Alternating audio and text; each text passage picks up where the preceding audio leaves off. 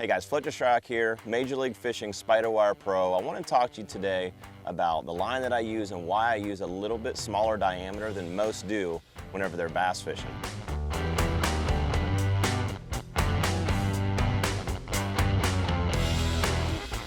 Obviously I like to use Spider Wire Stealth. This is the Stealth Smooth braid.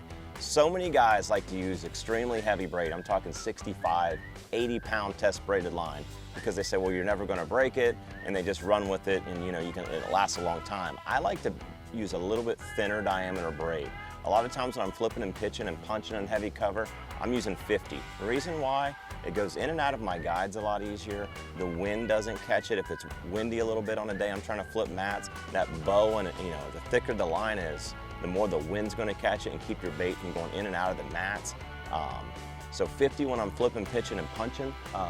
If I'm flipping lighter weights, I like to go down to 40-pound test. Spider Wire Stealth Smooth. It helps me flip, say, a 1/4 ounce or a 3/16 ounce weight because once again, it cuts into the wind a lot better with a thinner diameter. And honestly, I'd hardly ever break 40. You have to retie it more. It's not as strong as 65, but I feel like the benefits outweigh the overall strength. So another big benefit that I haven't mentioned is whenever you're flipping into matted vegetation with a thinner diameter braid, the braid actually not only comes through the guides of the rods a lot easier, but it goes in and through the mat a lot cleaner and easier because that has a smaller diameter. There's less friction on the mat, making less noise, so the fish don't necessarily sense that friction as much. So that's another big benefit whenever you're flipping and pitching mats and things like that, is the fact that it goes through the mats easier and it's quieter, so the fish don't hear the squealing of the braid as much. And when I'm throwing top waters and things like that, I like to use a 30-pound braid. And obviously I have a monofilament leader here, a 20-pound monofilament leader with a loop knot for this particular top water. But whenever you're casting top waters or things like that, I'm not in near as much heavy vegetation.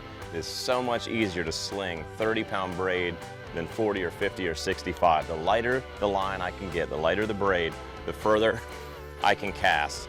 Less wind resistance, less resistance to the guides, longer casts, more fish, easier to throw. It's just better all the way around. But I like to use the lightest braid I feel like I can get away with and not break it.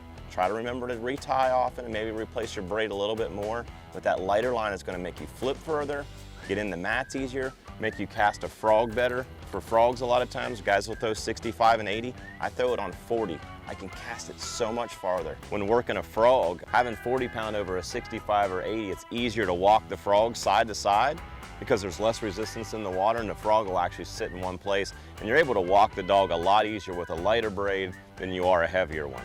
There's other times too where you're maybe trying to frog on a windy day and trying to make really long casts over grass mats and things like that.